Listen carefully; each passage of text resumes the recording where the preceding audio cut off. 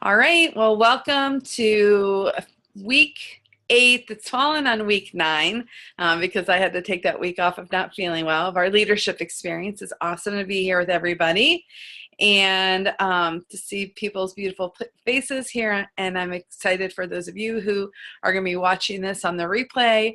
I'm just, it's really been a valuable experience for me. I hope it has been for you all to go through this. We really only have one more week, and next week is a party. We're just going to celebrate our growth, and then we're going to talk about what's next. Like, what do you feel like you need to continue to grow? I don't know about you all, but one of the things I'd like you to do in the next week is I'd like you to look at where was your business and your team and your own work when you started this group on August 29th, and what's changed in these weeks that we've been going through this material, and evaluate what has changed maybe in your thinking, what has changed in the actual structures or systems of your business. What are you doing differently? What are you doing more efficiently, better, with more joy? What's changed about your teams in this time and your team's ability to be a compassionate entrepreneur? So I'd like you to spend some time between this call, after this call's over, and when we get together next week, because that's the kind of stuff that I want us to be able to talk about. I want us to be able to celebrate the things, and I know I've seen growth in y'all's teams, those of you who've been engaging this in your businesses. Also, then want to talk about what are the next steps. And I have some ideas of things that we could, if people are interested in continuing something like this, to grow and to develop as a compassionate entrepreneur. So we'll talk more about that next week. But this week, we are talking about how to help a new CE get qualified and grow their business. So I'm going to be sharing a little bit from this book. You raising your hand? Oh, okay. Waving to Denny. Hi, Denny. So I'm going to be sharing a few things from this book, but the majority of what I'm going to talk about today actually is the talk I gave at Inspire back in January of 2017, when Trades of Hope asked me to come and talk about how to help somebody qualify and grow a business. Now, this is at the point when it asked me, I had no clue that I was going to be recognized as top leader, because I knew that my percentage was really good, only because Pam told me, not because I'd been tracking this. I really have had an organic leadership experience, and this year, as I've been a director, I've actually been growing and trying to figure out, how are you a director? How are you a leader in the world of direct sales? Because that's just, I've been always in the business of people, if it's been ministry or social work, really kind of engage in that psychosocial, spiritual aspects of folks. And I really have not considered the business world much, except for when I'm grumpy about how people don't care for the poor or sweatshops and stuff like that. So anyways, I'm learning a lot about the business side of Trades of Hope this year and how to lead from that kind of angle. So, but in terms of equipping new CEs, I didn't realize I had a system or a strategy until Pam Dean reached out to me as I was growing my leadership last fall. So after I hit director, we had our first coaching call, and she said, "Shelby, do you know how many girls in your team qualify and grow a business?" And I was so grateful. It was like a genuine phone call, because I thought, shoot, I think I'm supposed to have that answer. And I never even considered it. I didn't know how many. I couldn't give her a percentage, nothing. And I was like, I don't really know. And she goes, well, what are you doing to help people? And she said, you have a lot of people doing that. What are you doing? I'm like, oh gosh, I'm glad this is not a video. Because I was like, I encourage people and I tell stories. And she was like, oh my God, you're killing me. She was like, you really don't get this business piece, do you? And I said, I don't. And she goes, but you function like you do. And I think that's God's grace for me and for our artisans, and for our team, that I have been able to replicate a lot of my campus ministry leadership development skills, even my skills. So like my discipleship stuff worked out in terms of mentoring girls. I did a lot of leadership development in campus ministry. I use a lot of, that's just the way I live my life with people. And then really evangelism and support raising have been things that have helped me with sponsoring. That it's okay to hear somebody say no. It's okay to have that pregnant pause. You have to make a close. You have to ask somebody, would you like to support my ministry? Or would you like to follow Christ? You have to do those things. And I feel like those muscles were developed there. And I would have never in a million years thought that my campus ministry skills would somehow impact the poor around the globe through a business model like Trades of Hope has. So, God makes me laugh. He's just funny how he has plans for us that we don't even know are going to come. And it's been pleasant surprise. So when PM was talking to me, she said, do you know how many people, teammates qualify and grow a business in Trades of Hope? And I said, no. Again, zero clue, never even thought about it.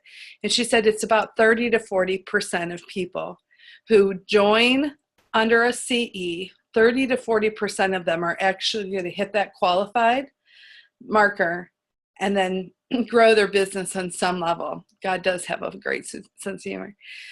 She said, well, Shelby, your percentage is more like 80%.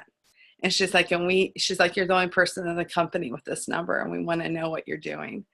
And so I said that I encourage people to tell stories again. And she goes, no, you've got to have a system in your brain. And so she said, she asked me lots of questions, and I did a lot of, well, of course I do this, or of course I do that. And she's like, these are not of courses. This is not what people are doing. So, and that's how I ended up being asked to be one of the speakers at Inspire as we teased out the details of my talk. So there is a great section in this book, Being a Direct Selling Superstar. And I have to say, this book is worth its weight in gold. It's been helpful for me because like I said before, I didn't understand the direct sales world. And she's speaking to all kinds of people. She's not necessarily speaking to the Trades of Hope crowd who wants to go on a vision trip. She's talking often to people who want to go on their luxury cruises. But there's so much, the structures and systems. This is really a worthwhile read. And it's actually one of the things, I've been pulling a lot of information from it, but there's a lot more than I've been able to cover in these morning talks. It's one of the things I've thought about, that we could have a book discussion group after this group's over, if that's something people would want to go through. So there would be some repetition, but I don't think that that'd be bad, because you'd actually be reading the content and kind of dealing with it. Because I know for me, I'm writing people's names, I'm writing ideas in the margins because it's really stirring me. But one of the things that this book, and actually my time with PM, helped me to think when I'm first meeting with a new CE, somebody who's joining my team, that she talks about finding their fire. I always ask people, like, why, what is your why? But there is something purposeful about that welcoming interview and getting to understand someone. And I remember, I just recently did one with Deborah Graybill, and I was like, Deborah, what is it about Trades of Hope that compelled you? Why did you decide to say yes to us? You could have said yes to a million companies. Why did you say yes to us? And then I said, what is it that you need to keep working this as a business? And she said, I need, $400 a month for my family. She said that would be beneficial. And that would be the kind of the hook for her. It would help her stay involved. It'd probably make her husband feel happy that she was okay about her going out of the house and him being home with the kids. The reality is that the men want the numbers. Even Russ, is wildly supportive as he is, he loves to talk the numbers, not because our goal is get filthy rich from working Trades of Hope, but it makes sense for the efforts that is going on in our home. Right now, if you saw what was next to me, it looks like my office vomited on my love seat because I'm getting things organized for this vendors event. Our house looks like crazy town right now. But he's okay with it because he knows what's coming next, that this is just all part of the process. But those numbers are motivating for men and helping men be okay with, husbands being okay with their wives going out into the community and leaving them with more childcare. So you want to find their fire, you want to find their why, you want to help them tease that out, and you want to make that why a personal connection. Because if it's just, oh, I'm going to do parties as I can here and there, which there's nothing wrong with the person who's the hobbyist. I have people on my team who party once or twice a month. And they are contributing to artisans' lives. The thing is that's their consistent pace. Like that's what they've made a commitment to themselves, and that's what I know I can count on for them, and that the artisans can count on. If I make it real clear to everybody who joins my team, when you sell, when you're successful, when you grow a team, then artisans are going to be successful because they're showing up at that artisan cooperative every day to make pieces. And if we're not selling them, kind of like what Shelley had to do, Shelley had to lay off a bunch of people this fall. Not the Trays of Hope team. The Trays of Hope, they've had plenty of work for us. We are consistent, but their other vendors haven't been buying from her. And so she couldn't keep as many people on staff. She had to keep a core group of people staffed for the Trades of Hope orders because we're consistent about our partying. And we want to do even more for them, to help strengthen them. But that's what artisans are showing up every day to work because they think we're showing up to work with them, So finding their fire, finding their goal, maybe, and I share with people, I say, some people on my team, they want to get out of credit card debt. And this is a monkey on their back. Other people, they want to get out of their school debt. I talk about Ashley. When Ashley DeCoux started, that was her personal buy-in, that she wanted to get that debt out of their family's budget. Maybe it's taking your family across the country in an RV, whatever. You want to help them identify what would motivate them to continue to consistently give time to their business. Because here's the thing, our Smart Start, our incentives are awesome, but this is what people do. They sell, they get to that third month and then they're gone. And part of that is maybe they get too crazy, especially if they're going for the 5 or 10, which I'm not saying don't do it. I worked my butt off to get that bike, and I really wanted to send that girl to Haiti last spring. I get it. But we have to make this business sustainable for us, because that sustainability for us to keep doing it consistently is how we feed the sustainability for artisans, because then we keep showing up. So, and I've had people, I had a girl hit the 10,000 mark last year, send a student to school, and then she just fell off the radar and she just stopped. So because she was incentivized by the incentives, rather than knowing, when I do this every day, I'm making a real difference in real people's lives. So, I think that's part of the conversation when we're bringing somebody on board that we need to share with them, is that we really hope that this is something big or small that she's going to keep doing consistently, and that she'll maintain sustainability. So that's an important entry conversation. There's something else in here. You want to, well, let me go to I'm going to switch over here to my notes from Empower, because Inspire. Let me find that. There it is. Okay. So, let me get my Word document to move over. There we go. I probably should have printed this little bad boy off, but my printer's been acting funky.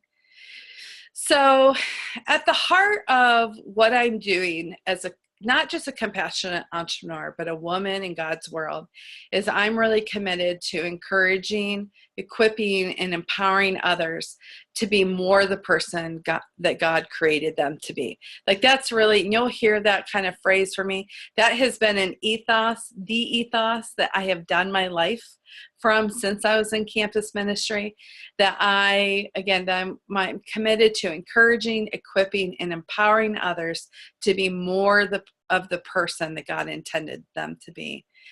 And this is how I was called into leadership development throughout my childhood. it's been to do this encouraging, equipping, empowering. And this is something that I have felt the Spirit lead me to in the last 25 years, first as a campus minister, then a social worker, and most certainly as a compassion entrepreneur. So for me, the foundation of leadership development has always been really person-centered like that, people-centered. And my approach to leadership development hasn't always been perfect, but yet despite my humanness, I continue to seek. For me, this is a real, somewhat of a spiritual thing for me. I continue to seek the Spirit to be led in all that I do and all that I attempt to do in leading others towards Christ, because my goal is to love God and to love others, because I don't think anything else matters if I don't start there. So what I'm going to talk about is I'm going to talk about what it means to encourage, what it means to equip, and what it means to empower your CEs. So in terms of encourage, I always, and this is a personal value, I always keep the artisans in the forefront of my mind. So always next to me, wherever I sit and work, I have some kind of picture of the artisans to remind me who I'm working for and who I'm working with. And I share that with my girls. I encourage them to remember that they are our business partners, and they see us that way too. I always talk about that really being a CE is so much about being a storyteller, and that storytelling comes up with when you are selling. Well, it comes up when you are inviting people to host or when you're at their parties hosting. And it is also a big piece of sponsoring and then leadership development. And then, and one of the things by talking to people that you're really more of I feel like as a compassion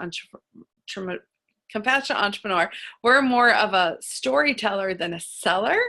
And that sometimes takes away off a lot of women who are afraid of business. That would, in part, Erica didn't articulate that way, but I saw that. You're giving me the amen there, Martha. Yeah, I saw that in Erica just telling those stories. And I remember sitting in that, it was in my home church basement in Akron, Ohio. And I thought, I can do what this lady's doing. I never in a million years considered any other direct sales company. Now, officially, I was, an independent distributor with Young Living. That's just so I could get the 24% discount because I'm using it to manage my fibro, but I never had the intention to grow a business. But when I heard those stories, I was like, I love stories, and these stories are inspiring to me. So that was important. So I make sure people know this is less about being a seller and more about being a storyteller. I thank them. I make sure all my new CEs know that I'm thanking them for being an advocate on behalf of and partner with our inspiring artisans. I speak truth with my CEs. I identify with them. What I see makes a great fit between them and Trades of Hope, how it is really that they have been prepared for times such as this, right? I send encouragement messages. I use Facebook, text, PM, even snail mail to be able to just send some encouragement to people as they're serving with me. Because the reality is, as much as we are a team, we're all still kind of out there by ourselves still, right, for the bulk of the day. And so for people to say, oh, Shelby's paying attention to me and what my team is doing, and she's cheering us on, that keeps people motivated. I mean, I feel like y'all probably have experienced that. I see some head nodding there. So I pray regularly for my team because for me, again, I'm a person of faith. And so I often will go out in the evenings and sit on my front porch and pray for y'all. And I invite people if that's something that's important to them, that people have shared their prayer requests with me, I celebrate our team's efforts regularly, as you all see, giving shout outs. Sometimes I'm giving weekly shout outs. I definitely give monthly shout outs. And then been starting to do these quarterly shout outs. And then I stay connected with people. You know, everybody in the team knows that I work part-time. And so I'll reply to their responses in a timely manner. And so I really, you know, the feedback that I'm getting is people on our team feel like they feel cared for and valued as a person. And that matters to me. I want people to not just think that I see them as a number, but I see them as a person. And that's why I always celebrated. If you sell one thing at $22, or if you sell $2,600, I'm going to give acknowledgement to that in some capacity. And part of that is reading my team spreadsheet, because if somebody who's not very active starts doing something, that I can say, hey, it's awesome to see some sales on your board this month. Thank you for what you're doing. It doesn't have to be something big or elaborate involved, but people do like to know that they've been seen, So the next is to equip. So when I have a new CE and they're getting started, typically what I'm doing is, I can't see the chat while I'm doing this, going through my notes. So if something comes up in the chat, wave me down. But in getting started, I always try to do a little tour give a virtual tour of the back office. I consider this my orientation. Sometimes people want to talk with me as they're signing on and want to go through that process. I don't feel like this is necessary for me to be a part of, but if somebody has like some techie fears, I'll walk with them on that.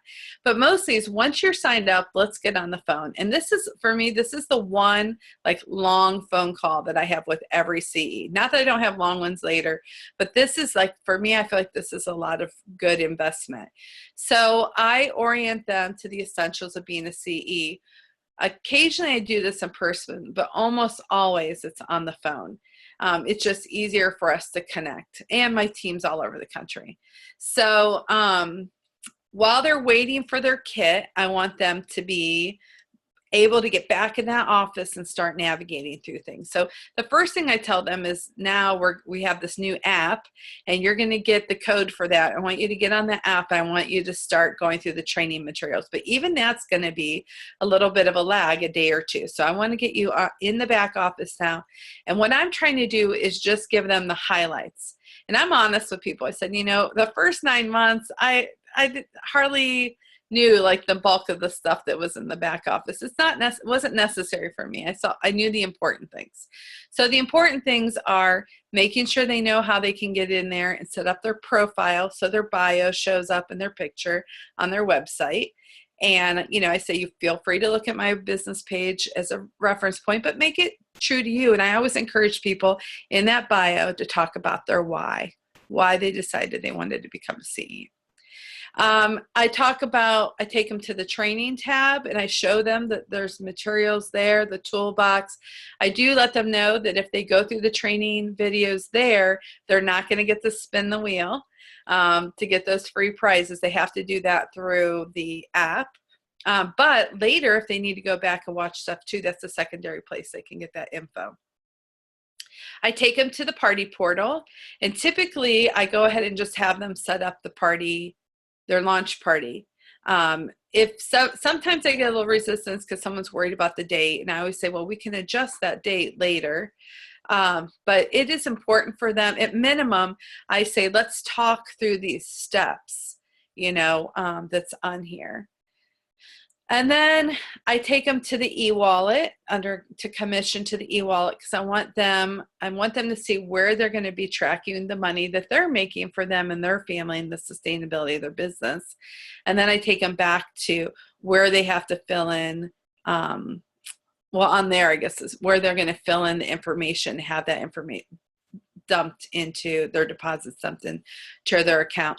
I do kind of on the side there say to them, it's up to you how you do the financial piece.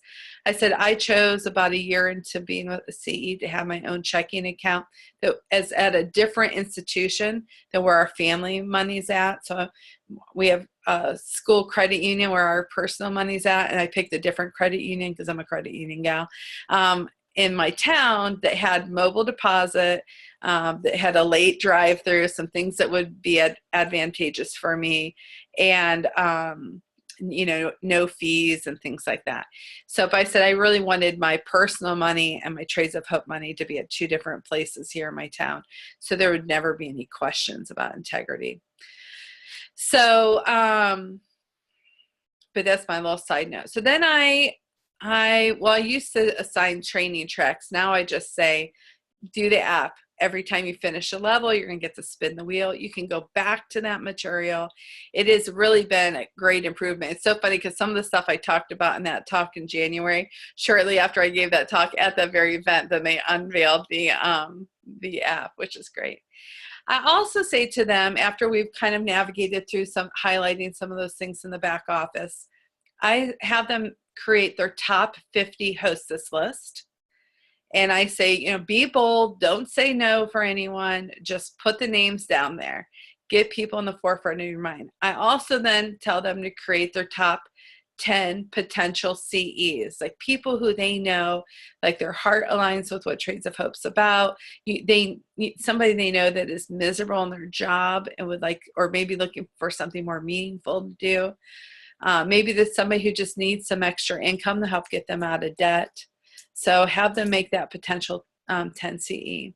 And then I talk about their live launch party, because really, you've heard me, I started my business on Facebook, and I'll be the first to say it was my bread and butter that first year until I started doing live events. And then I started seeing how it was a lot more effective for artisans and my sales to be at a live event. And it was a lot more time efficient. I thought it was time efficient to go and do these posts every day. But really, I did a party the other week. It was like one and done, 3 hours from start to finish, maybe 3.5 if I include the hostess coaching time and communicating with her.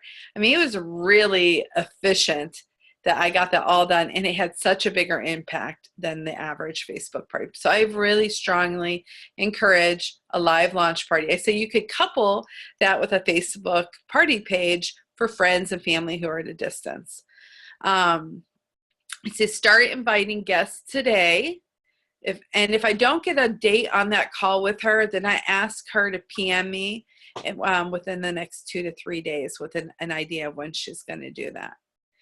So in terms of party presentation prep, I encourage the girls on my team to practice that everywhere they can. So definitely to go through the cards and I always say to people, it feels so much more, it's one thing to read it, it's another thing that comes over your lips.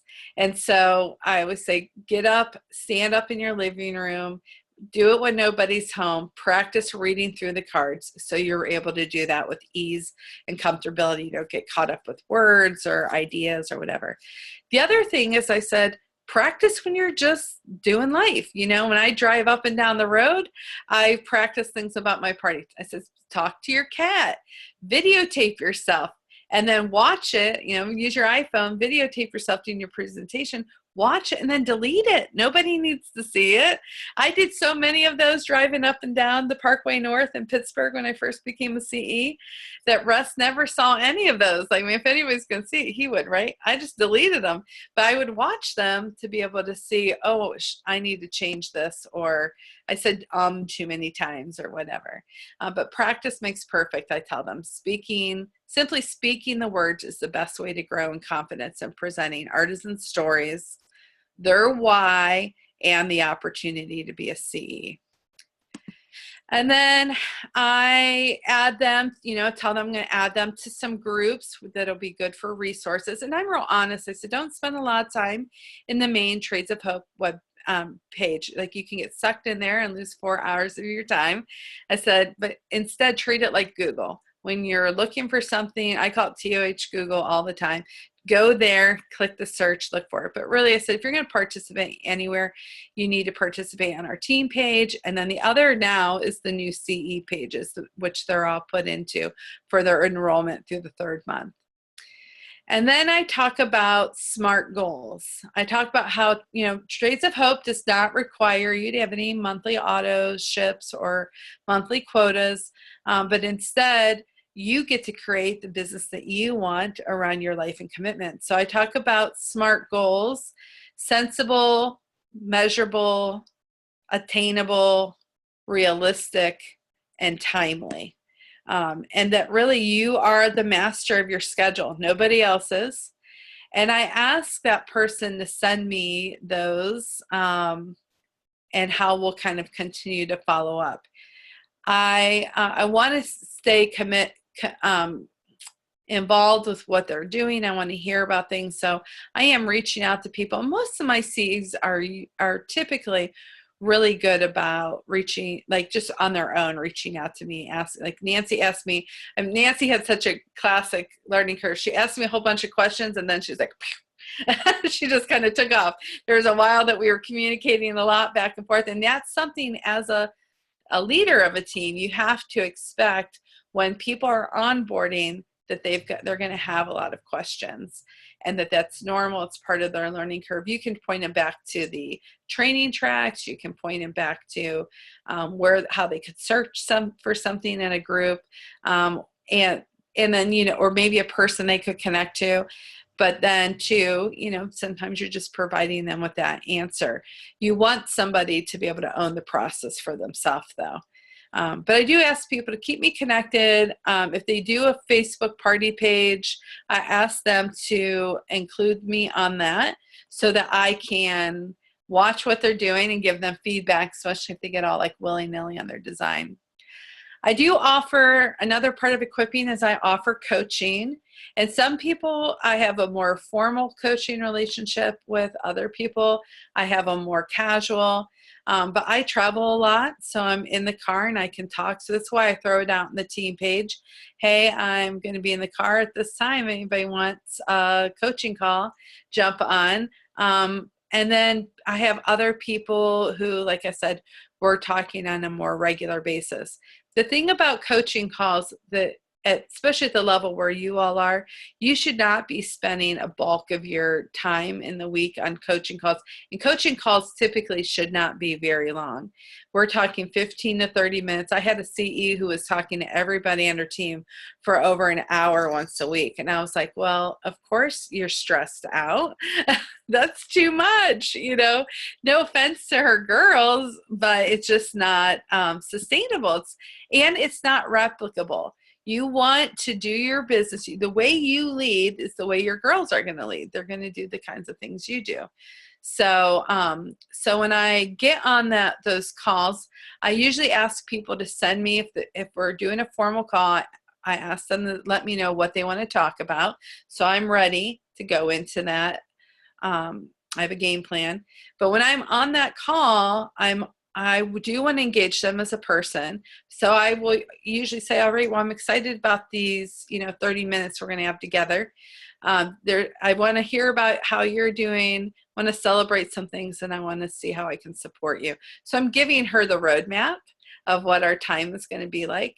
And so I say, so how are you doing? And I think asking a person how they are dignifies the person and our working relationship. And then if somebody is a real talker and I see, oh my Lord, this could be 40 minutes of you talking to me about how you're doing. Not that I don't want to care about it, but I want to respect our time. I use that language. Hey, you know what? I want to respect our time. We made a commitment to talking today for about 30 minutes about your business. And so if you'd like to talk more at another point, we could do that. But I really want to make sure that we get these things. And I'm sorry things have been hard. I tried to be compassionate and respectful, but I also am trying to make sure that we meet this goal for them, which is getting some coaching. I celebrate something that I've seen in their business. Maybe it's like, hey, awesome vendor display, Michaela. I love the way you had that big U shape. You invited people into your shop, your little mobile shop there, which I did, Michaela. I just thought that was so great when I saw your vendor event. I thought, oh, people are in there. No, they're not going to graze by. They're in her space. And so, so I celebrate something, or like, congratulations on hitting your Smart Start or whatever it is. Then I go on and I talk about how I can support them that day.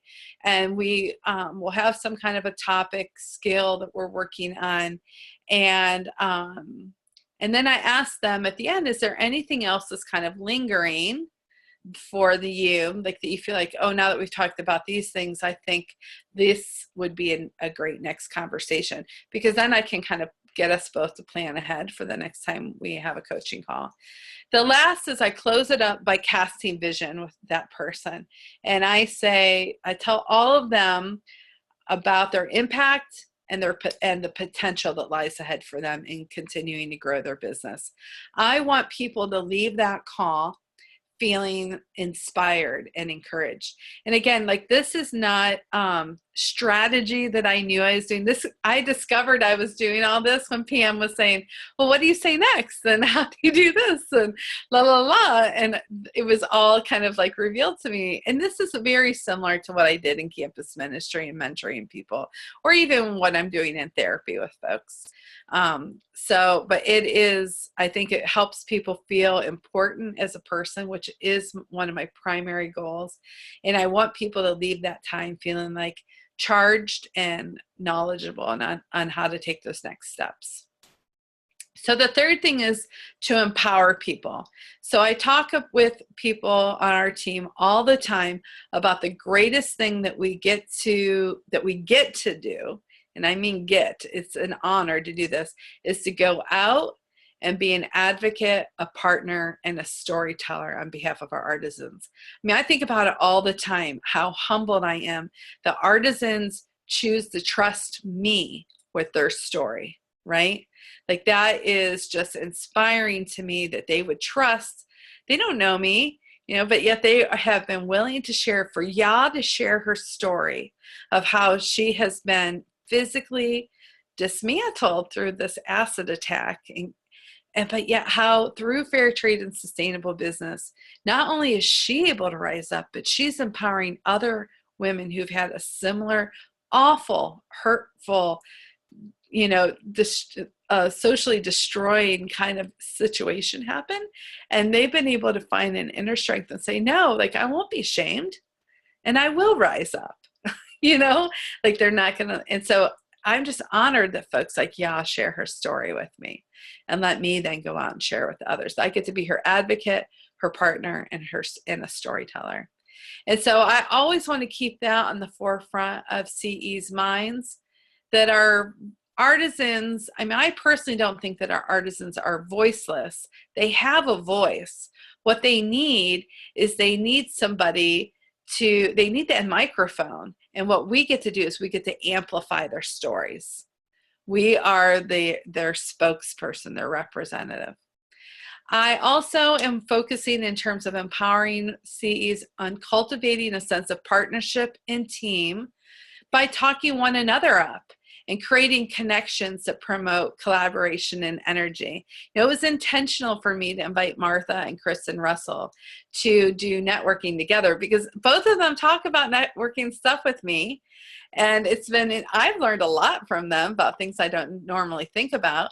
So, and as much as I wanted them to come and share with the team, I was super excited about them connecting and working on something together. But I do try to talk y'all up and say, hey, you should reach out to this person or that person, because I am trying to empower us as a group. I don't want everyone to solely rely on me. I want this to be a community of world changers, that we are really, truly a sisterhood who are doing this together. I also identify ways for people to lead from within. And so some of this is when you have a larger team, you're doing things like booking blitzes. Like, I've had Courtney run a booking blitz before. I've had Cindy run one before. Like Kristen Goodwin took charge of our t-shirts for Empower. I'm giving away tasks of leadership, things that as a manager and a director that you are going to be responsible for your teams. I'm trying to give those away in small pieces to help people learn about the different roles. And then for me, as my team continues to grow, not that I won't be doing work, I always will be doing work, but part of my work is going to be the work of being a conductor. And by delegating, in delegating things, like one of my goals is to get people to do the Discover Trades of Hope events with or instead of me in 2018, because then that is going to be another way of empowering folks on our team to take leadership in that way. So, so I'm looking at ways to help my girls lead from within. I encourage folks to share the creative resources and ideas. I have wanted to encourage you to be doing that with the girls on your teams. When you see they're doing awesome stuff, say, hey, post that to the team page. I mean, you probably have heard me say that to you all at a point or another. I think that, and then I want that to become more of a normal rhythm.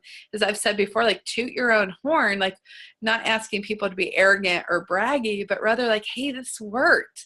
You know, I want to share this with you all because that we're just better together.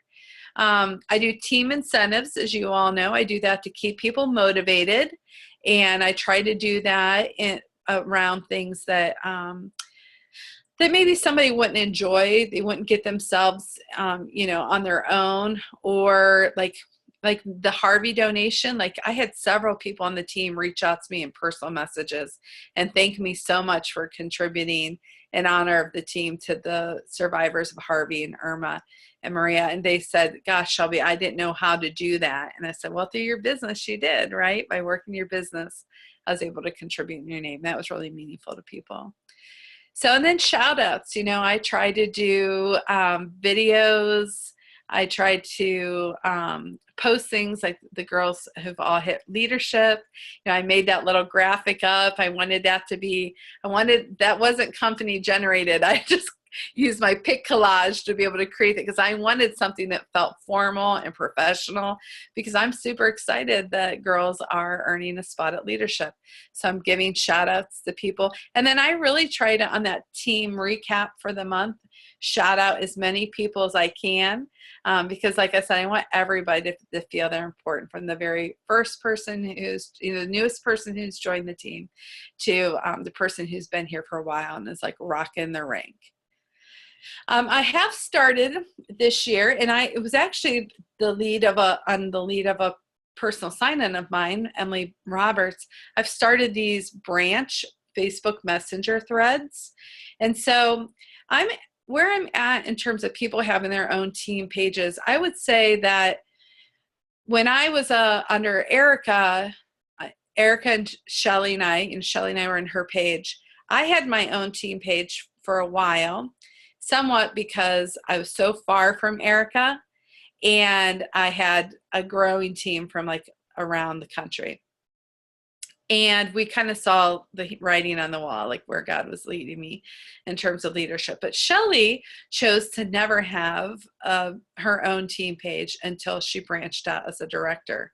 And there's really been benefits to that. So I have the responsibility in the company to be able to talk with people about when they start their own team pages. But what I have found more effective is these messenger threads, because part of it is CEs don't like to be in a million groups. It overwhelms the crap right out of people.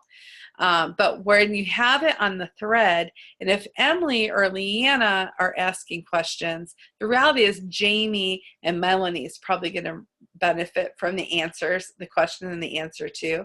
So I'm starting to create these team threads where like all of Nicole's girls are on that, and I talk with them regularly. So it's usually my personal sign-on and everybody under that. The people under Courtney, it's a little different because there's like 30 some of you. So it's I wouldn't use a messenger thread, and she has we did a manager page with her because she had so many people in Kalamazoo. So But that's helpful for getting, and some of it too with that is I don't always answer right away to their questions because I want to see how they can rise up and empower one another. So I don't let it go long. I don't let it usually go past the 24. But if somebody then has given the right answer, then that's another way I can like encourage that person and say, rock on, Melanie's got the answer, spot on, do exactly what she said. And then they're learning to lead each other.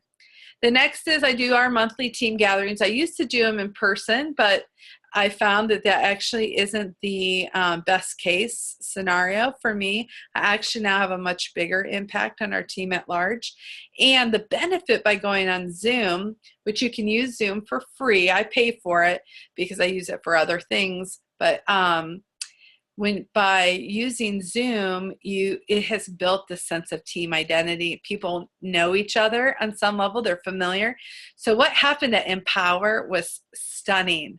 To watch you all like connect and like start sharing your hearts, because you were already familiar with your faces, not just in posts, but in an interaction. So Zoom, I think, is phenomenal. I didn't have that to talk about in my talk, but that's the way I do it rather than meeting at Panera. And then I occasionally will meet with local girls. Like I went out for sushi the other week with a few local girls. And so doing some things like that. So my last little bit here is, this is my wrap up. So ultimately, I think what makes a strong CE is a person who's rooted in something that's bigger than themselves. There needs to be a strong connection between what they call ethos and praxis. So what we know and what we believe in connection with what we do. So for me, that's Christ. Like I'm a person of Christ, and I know people come from all different walks of life, even on our team. And I respect that, and I'm fine with that. So, but I am going to be talking from my Christian worldview here. But for me, my goal is to make a lasting impact on others. I believe as a leader that leadership has to be deeper than what we do, that it has to be about whose we are. So I'm going to share a little excerpt here from one of my favorite books on leadership. It's called In the Name of Jesus, and it was written by Henri Nouwen. He was a Dutch priest, and it's one of my most beloved books on servant leadership, and it's really shaped my heart and mind around leadership, and a book I used a lot. But this is a couple sections from his book. He says, Jesus asks us to move from a concern for relevance to a life of prayer, from worries about popularity to communal and mutual ministry, from leadership built on power to leadership in which we discern where God is leading us and our people. Then the second quote is, the oldest, most traditional vision of Christian leadership is still a vision that awaits the realization in the future.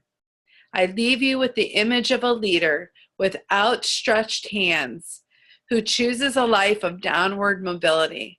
It's an image of a praying leader, the vulnerable leader, and the trusting leader.